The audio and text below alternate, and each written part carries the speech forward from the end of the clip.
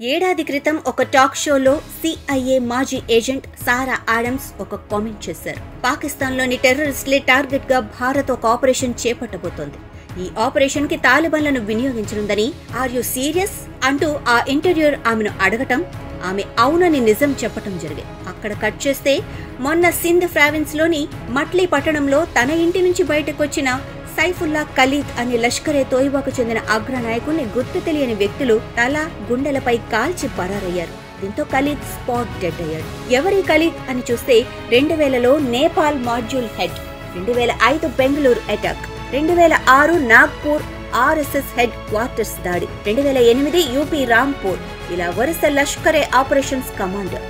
తాజాగా అతడు సింధ్ ప్రాంతంలోని లష్కరే ఆపరేషన్స్ కి హెడ్ గా హఫీజ్ సయీద్ ద్వారా నియమించబడ్డాడు.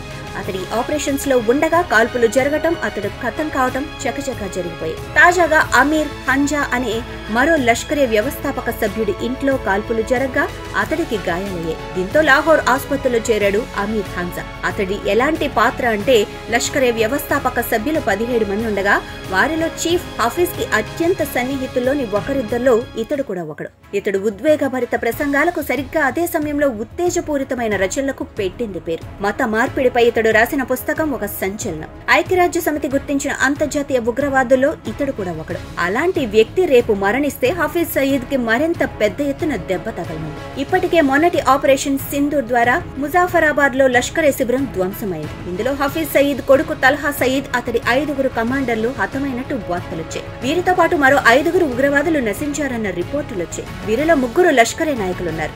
ఒక దశలో హఫీజ్ సయీద్ సైతం చనిపోయాడన్న కథనాలు వెలువడ్డాయి.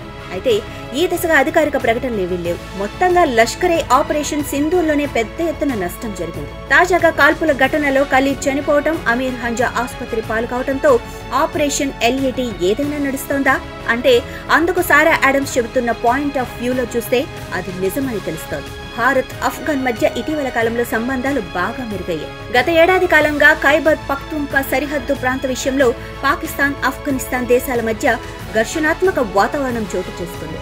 దానికి తోడు భారీ ఎత్తున ఆఫ్ఘన్ శరణార్థులను పాకిస్తాన్ ఇరకాటంలో పెట్టింది. దీంతో ఆఫ్ఘనిస్తాన్ లోని తాలిబాన్ ప్రభుత్వం పాకిస్తాన్ అంటేనే మండిపడుతోంది. గతంలో తాలిబాన్లు ఆఫ్ఘనిస్తాన్ ఆక్రమించుకున్నప్పుడు పాకిస్తాన్ ఐఎస్ఐ చీఫ్ తో సహా చాలా మంది కాబూల్ చేరి అక్కడ సంబరాలు చేసుకున్నారు. ఆనాటి వాతావరణం ప్రస్తుతం ఈ 2 దేశాల మధ్య ఉన్నట్టు కనిపించడం లేదు. ఇక్కడ మోడీ ఒక పక్క పెహల్గాం దాడి ప్రతీకారం తీర్చుకునే దిశగా సైన్యానికి ఇవ్వాల్సిన స్వేచ్ఛనిస్తూనే మరో పక్క ఆఫ్ఘన్ తలుపు తట్టారు. మోడీ నుంచి పెద్ద ఎత్తున దాడి జరగటం ఖాయమని భావించిన పాక్ తన ఉగ్రవాదులను బంకర్లోకి పంపటం, తన దళాలను సరిహద్దులకు తరలించడంలో బిజీగా ఉంటే మన భారత ప్రతినిధి తాలిబాన్ విదేశాంగ మంత్రి ముత్తాకిని కలిశారు. ఈ దిశగా మాకు మీ సహాయ సహకారాలు కావాలని కోరారు. అప్పటికే ఆఫ్ఘనిస్తాన్ ప్రభుత్వం ప్రతినిధి పెహల్గాం దాడికి సంబంధించి ఖండన తెలిపారు. బాధిత కుటుంబాలకు మా సానుభూతి అన్నారు. ఈ క్రమంలో భారత్, ఆఫ్ఘన్ సంబంధాలు మెరుగుపడుతున్నాయి. అదే సమయంలో పాక్, ఆఫ్ఘన్ సంబంధ బాంధవ్యాలు క్షీణిస్తున్నాయి.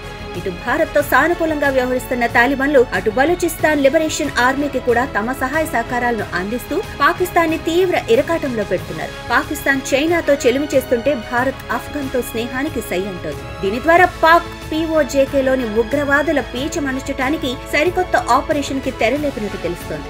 ఆపరేషన్ సింధూర్ ఆగదు అంటే ఇదే మరి. అది తాలిబాన్ల సాయంతో నిరంతరాయంగా ఉగ్రవాదుల ఊచకోత చేస్తూనే వెళ్తోందని సిఐఏ స్థాయి వ్యక్తులు అన్న మాటలకు అసలైన అర్థం, నిర్వచనం ఇదేనంటున్నారు దౌత్య వ్యవహారాల నిపుణులు.